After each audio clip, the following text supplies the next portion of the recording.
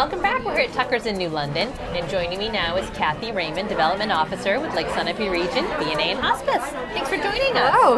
You have your annual meeting coming up in March. Yes, we do. It's March. Explain what that is. Well, as a healthcare nonprofit, we're required to do some kind of an annual meeting to install our board and to sort of inform the community of our finances over the last year. All right. And we do an annual report that sort of lays that out, that we hand out. But we make ours a little extra special by having a guest speaker and having some awards. Nice. So it's March 7th, and this year we're having it in Newport. We typically have had it in Wilmot. But because we acquired Connecticut Valley Home Care this past year, which is going to kind of be the highlight of the meeting, we decided to have the meeting more in that area of our service area. So it's going to be in Newport at the Sugar River Bank Community Room. Oh, yes. Yeah, nice. so that's a great nice spot. Yeah. There'll be refreshments, beer and wine, and awards and a great speaker. It's at 4:30 on March 7th, which is a Tuesday. No fee. Anyone's welcome. We do ask that we appreciate RSVPs. We don't require them. Right. Just to get an idea of how you many can are plan coming. for the food. Right, Yeah. exactly. Well, tell us a little bit about your speaker. So our speaker is Dr. Alan Kono, who is at Dartmouth. He is in the vascular, heart and vascular department, and he's going to talk about the role of palliative care in the treatment of advanced cardiac disease. Something he's really passionate about, something he works with other organizations as well as our palliative care team to sort of provide those extra comfort measures that palliative care does provide for patients who are in advanced stages of cardiac disease. Okay. He's a fantastic speaker. I heard him at the Ledyard Bank Go Red for Women luncheon a couple of years ago. Sure, yeah. And even though he's brilliant, in terms of his field, he's funny and just a great personal speaker. So we're delighted he's coming to join us. Good. And then tell us about the awards you give out. That sounds nice. Yes, we have a traditional one and a new one. The traditional one is our Imagine the Possibilities Award, which is given to one staff member every year. And they're nominated by their peers. Yeah. And really the idea is who on staff kind of thinks outside the box. Yeah. Thinks about the entire agency and what's good for the entire agency, not just what they do.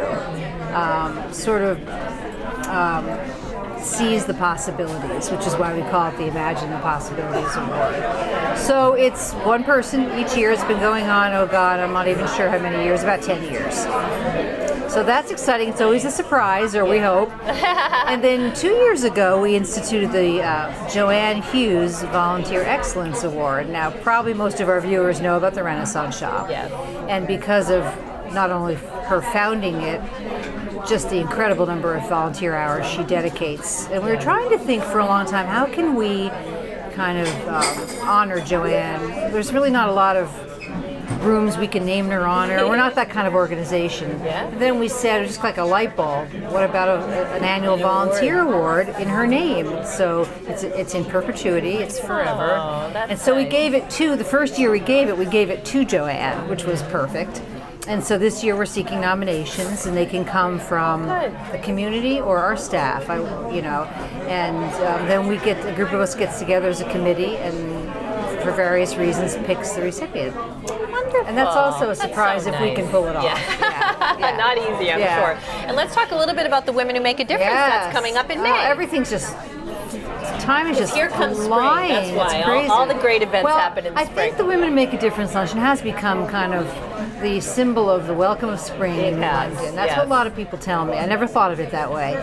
So we're delighted by that. It's some people's first chance to see each other coming back from the warmer climates.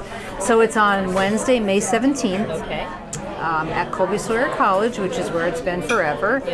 And we'll have a guest speaker, more to come on that. And then we give our annual awards. So we give one to a high school student, one to a woman in the community who does extraordinary community service. Same for the high school student, somebody who does extraordinary community service. And then we sometimes give a business, above and beyond business award. It's not every year necessarily. And again, we always try to make those surprises. So it's just an uplifting, inspiring, you've been at it, you've been on our committee. Just a wonderful, positive event that we really look forward Nice to. recognition. Yeah, it's really great. So, but you're still accepting nominations Yes. for all those awards, We so can- people can get those to you. Until mid-April. Okay. And I always say there's no special format. If it's easier to send an email, if you'd rather write it out and mail it, the main thing is that you give as much detail as possible about why, specific examples of why your nominee should receive the award. That's really what matters, not the format it comes in. So yeah, mid-April, send them in. Good. Okay. Well, good. We've got your contact name up on the screen. So thanks very much, and happy so spring. much. It's coming. It's coming. Believe it or not. Thank Thanks, you. Lynn.